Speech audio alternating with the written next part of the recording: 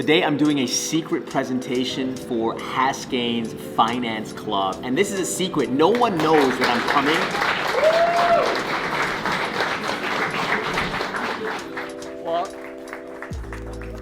Well, thank you so much. I'm so excited to be here today.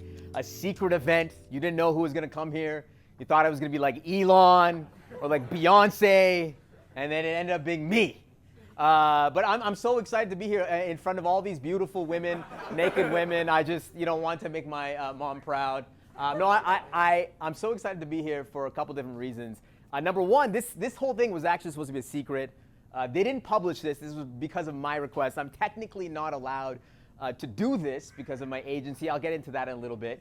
And today, I really wanted to, do something really experimental. I wanted to take my tweets and then share my tweets with you widely. Because my Twitter is kind of like that I'm thinking about in the middle of the night, and I'm just like, I'm tweeting them out. Some of them might make sense, some of it won't. But all of them are actually around this idea of being a dangerous one, being a disruptor. And what's interesting, because many of you are in business school, the problem with business school is that the modern education system has actually engineered us to be mediocre. It's engineered us to be a factory worker. What they haven't done is actually engineered us to think more dangerously or more disruptively. So I'm going to hopefully give you some ideas on how to think more dangerously going forward. Now, there's this famous quote that Steve Jobs has that I actually disagree with. I actually disagree with Steve Jobs. And this is the quote that you will see everywhere. Here's to the crazy ones, to the misfits, the troublemakers, the round pegs in square holes, the ones who see the world differently. And you will see this in campaigns and presentations, Instagram posts, crypto bros at the bar. You will see this everywhere. And it's interesting. We always say that the crazy ones, the disruptors, that they see things differently. But in my opinion, and in my research, and in my experience working with disruptors, is that they actually just see the world clearly, not differently. And so if the disruptors, if the dangerous ones are the ones that see the world clearly, then who are the crazy ones? Well, I actually believe the crazy ones are everyone else. That's the 99%. That's us. Because we have followed a script, a playbook, a program of how to do things. And the unfortunate thing is that in school, they've given us this playbook. They've actually engineered us to be the crazy ones and not the disruptors who think clearly. And I'll give you an example of a dangerous one. In January 2020, Balaji Srinivasan, he's a great tech enthusiast, entrepreneur. He said, this is like a couple months before the pandemic really hit. He said, what if this coronavirus is the pandemic that public health people have been warning about for years, that it would accelerate pre-existing trends, things like remote work and face masks and distrust in governments. At the time that he said this, everyone said, Balaji, you're crazy, you're paranoid, this is not going to happen. But of course, you flash forward 20 months later, and who's the crazy one? Was it Balaji or us? And here's the whole thing, is that you can see this play out through different industries. How many people in this room are fans of Mr. Beast? Okay, one person in the back. Brett, thank you very much. Another one. Okay. Mr. Beast, you might not know. Mr. Beast is he's the LeBron James of YouTube. All right? This guy creates the most compelling YouTube videos that you can see. Like, I survived 50 hours in maximum security prison. Crazy videos. And at the time, when he started making these YouTube videos, everyone told him that you're never going to make it. There's millions of people. I just remember making videos, and I remember being like, dang, everyone's telling me you're stupid. You're very awkward. Why would you make it? There's millions of people trying. And I just remember being like, I don't know, I just like it. I'm going to do this, or I'm going to die trying. Putting these videos up, you're never going to make it. And of course, he was so obsessed, so maniacal about creating these videos that he became ultimately the LeBron James of YouTube. You see this play out in every industry. One of my favorite content sites, it's called The Ringer.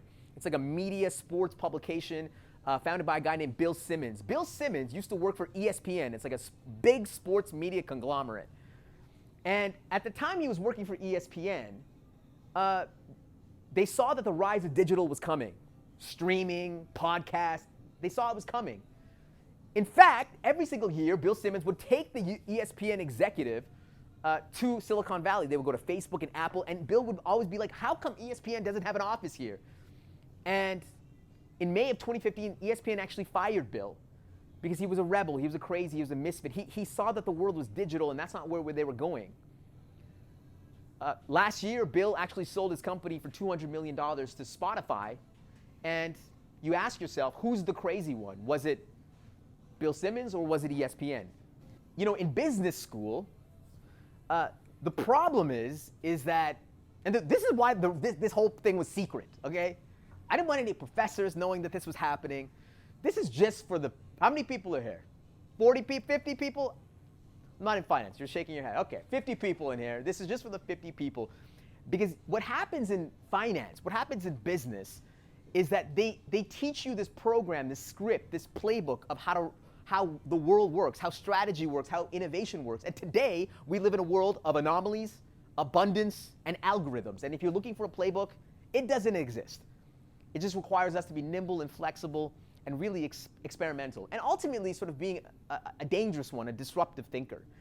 And so today, what I want to do is, talk a little bit about what I think some of the tenets of, or some of the trends that we should be seeing as disruptive thinkers, and some of the ways that we can be disruptive ourselves, that we can be dangerous ourselves. I'm just curious in this room, how many people want to get into investment banking later?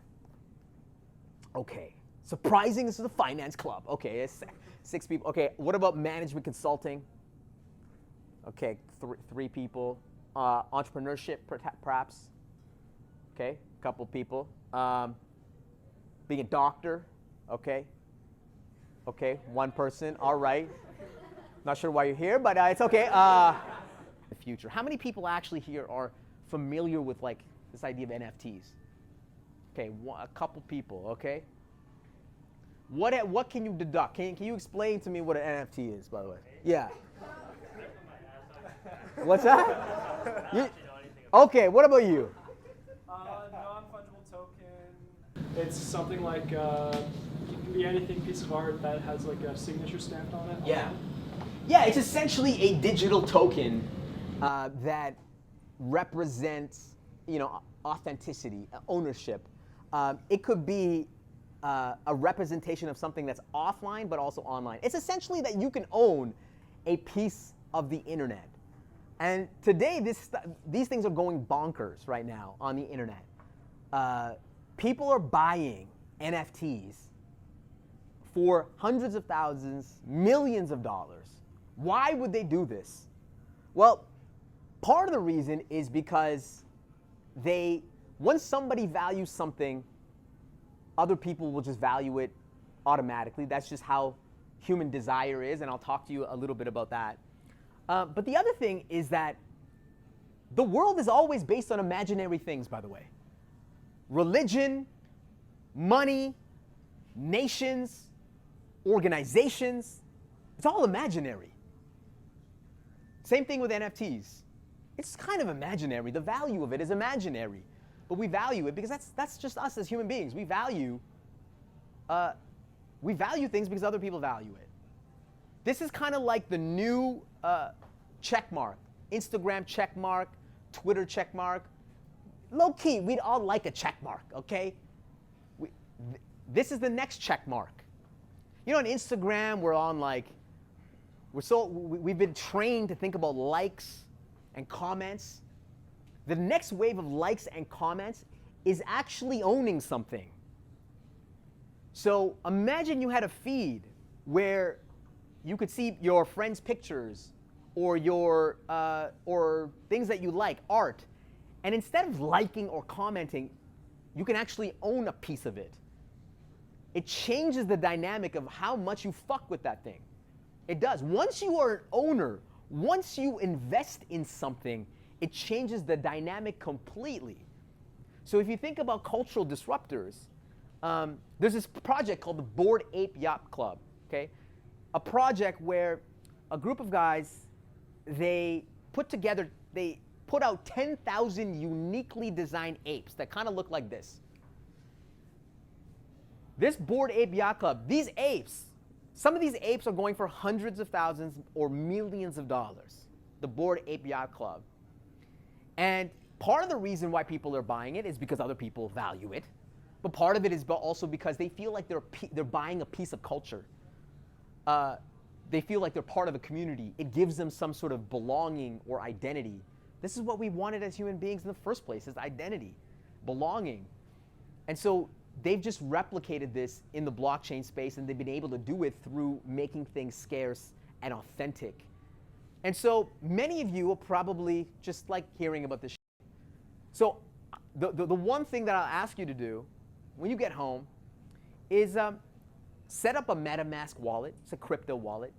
Buy some Ether. Go to a site like OpenSea.io. It's where you can buy an NFT. And just buy something, anything. You're going to probably lose money on it. But you're going to go through the mechanics of how to get a wallet and how this kind of operates, and then you will see the future.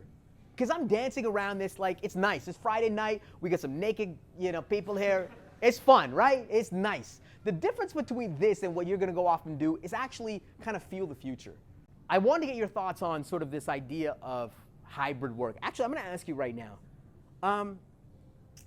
How many people are excited about the idea of hybrid work?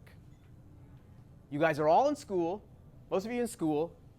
How many of you are excited about hybrid work? The idea that you can work from home and the office at the same time. I'm just curious.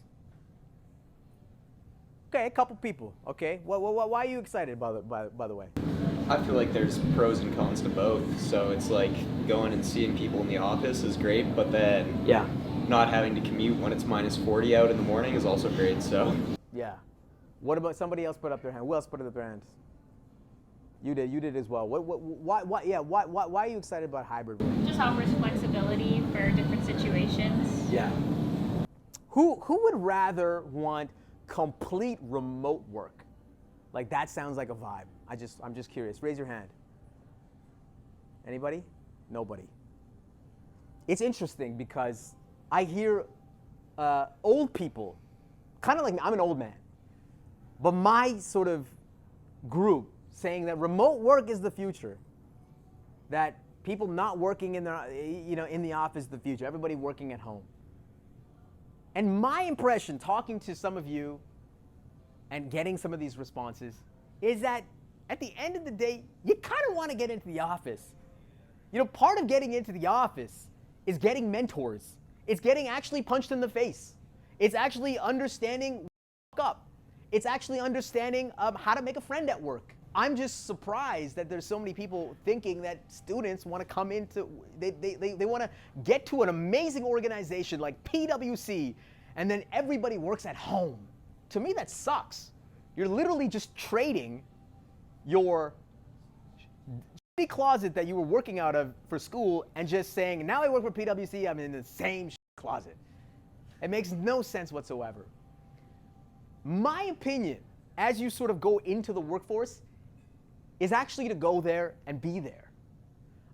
Unfortunately, in my opinion, unless you have an amazing organization you're working with that has an amazing hybrid work policy, unfortunately, the people that will show up to work in the office, I'm saying this is unfortunately, they're going to get an advantage. Because this is part of human nature.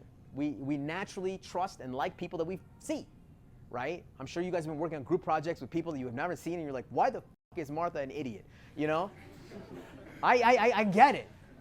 But if you met Martha for a drink, you'd be like, actually, she's not bad, okay? But is somebody named Martha here? So I'm just sorry, no joke. But unfortunately, you kind of have to come into the office. It's going to be an advantage to you because people are going to see you. You're going to be able to build relationships. You're going to be able to fuck up, and somebody's going to knock on your door and tell you that you fucked up instead of booking a Zoom meeting and telling you like over Zoom that you fucked up. Those things are actually important. And so the tragedy that I see in many organizations is this. The tragedy I see is this, is that when new people join an organization, this is what happens in most organizations.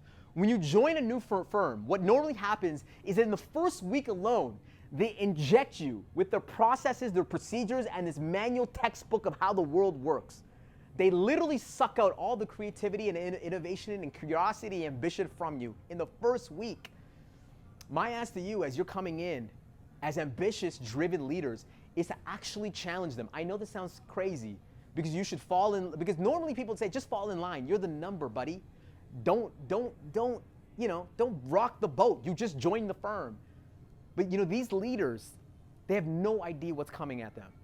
The reason that they don't understand innovation is because they don't understand it. And they actually need people like you to knock on their door and say, actually, there's a new ways of doing things. I know I've just been here for 2 days, but can I just show you how to do things in new ways? I promise you, not only are you going to help build a culture of innovation within the organization, but people will thank you. Okay, and if you do it in a sort of nice way, subtle way, you don't rock the boat completely. You can do it later. At the beginning, you kind of have to play the game, but I still want you to be dangerous, literally even in the first week of work. Be dangerous.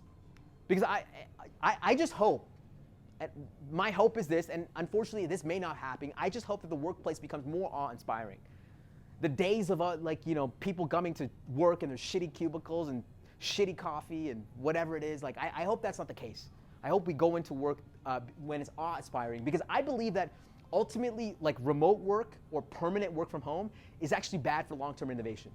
In my experience working with amazing organizations setting up innovation teams or innovation groups, it's actually bad for long-term innovation. Because innovation is part of having collisions, magic, people coming together. It's when you're at the photocopier and Bill comes up to you and says, hey, Shawn, I'm trying to work on this customer experience thing. And you're like, oh, actually, Sally's working on something. And you're connecting them together. That's what innovation is all about. It's part of those collisions. And innovation is hard enough. It requires energy and momentum. And so it's really important for people to get together. Room here. Questions? Yes, go ahead. Yeah. First of all, awesome presentation. Thanks so much. Thank you. What do you say to people who say, at the end of the day, you can call it mimetic desire, but a CPA is employable, a 2-pointer layup is more reliable than a 3? Yeah.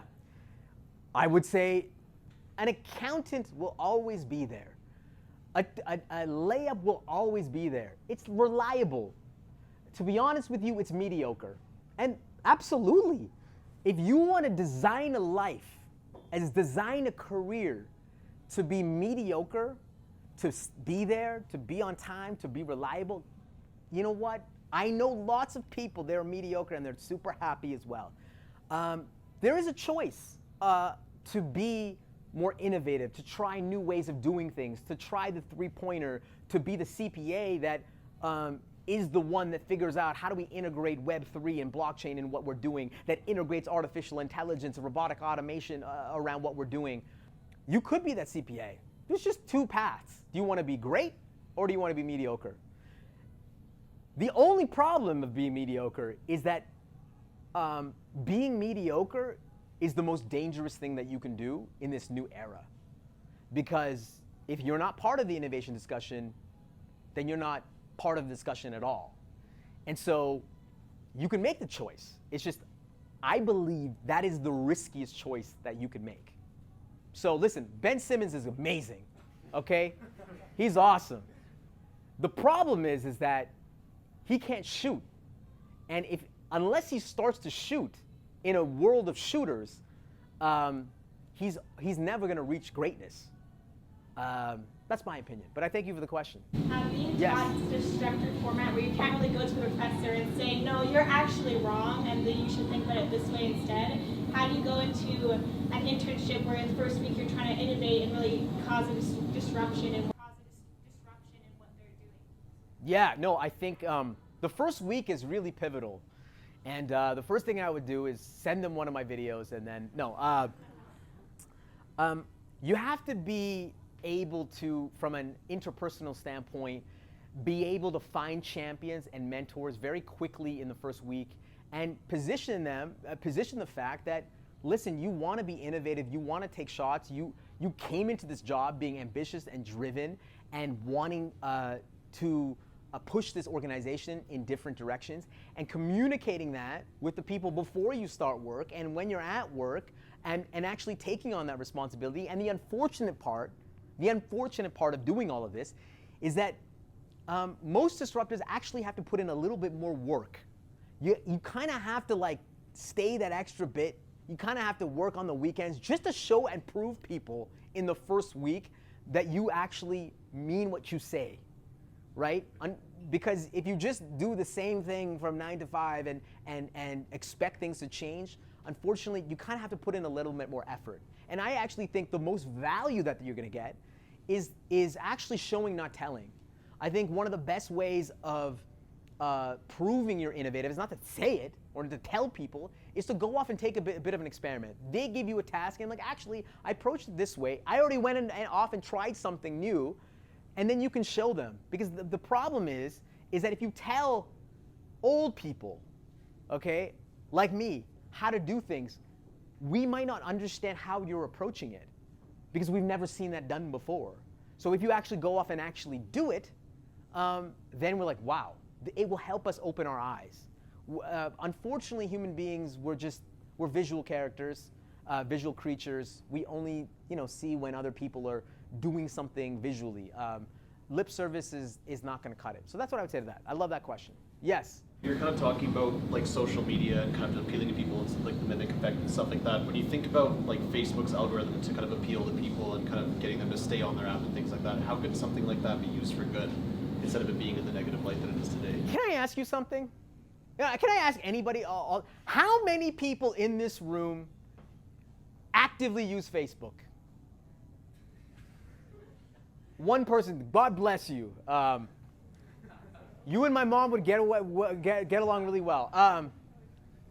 I get really, maybe it's just me and maybe I just live in a bubble, but to me, Facebook, there's a lot of hype, there's a lot of media narratives around Facebook and its algorithm.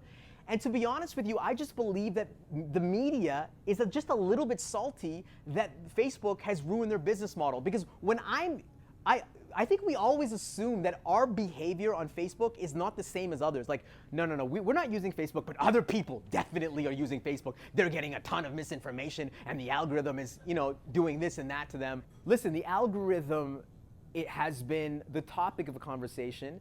I just think that the narrative has been overblown. I think, listen, there are great challenges with Facebook and Instagram. Don't get me wrong. Mental health is a huge thing. That's not my topic of expertise. It is a huge thing. Social media has definitely accelerated it. But I think, like any technology, Facebook as a hugely disruptive platform has been 51% amazing and 49% terrible. How many people have they friends have they connected? How many people have gotten married on Facebook? How many billion-dollar companies have been built on top of Facebook? It's actually done phenomenal things. And the other 49%, it's been crappy. Yeah, they probably, helped shape an election. They probably had some misinformation, but I just think that it's a little bit more overblown. And part of the reason is because media is salty, and that's my only thing on that. I went on a tangent on that. I apologize. Brett, how much time we have? I'm good. I can keep rolling.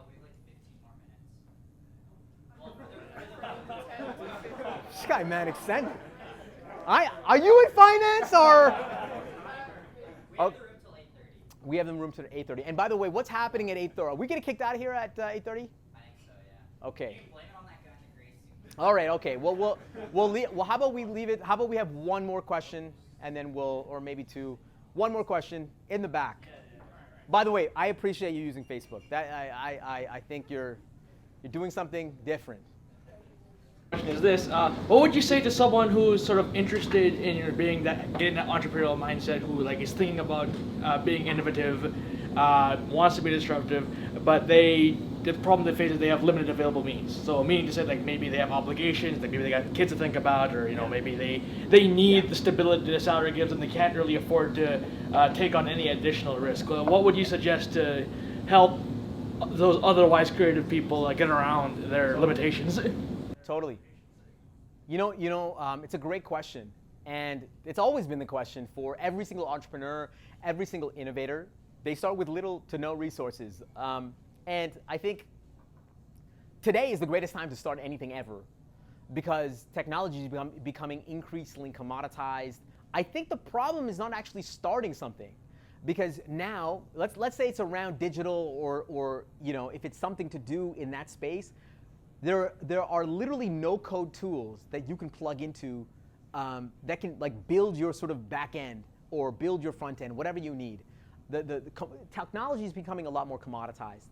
I think ultimately, you need to take a very small bet on the side. I think having a little bit of product market fit at the beginning, just experimenting with something on the side and seeing if your idea can actually get traction, or you can get some people inspired by what you're doing, to me that doesn't cost anything.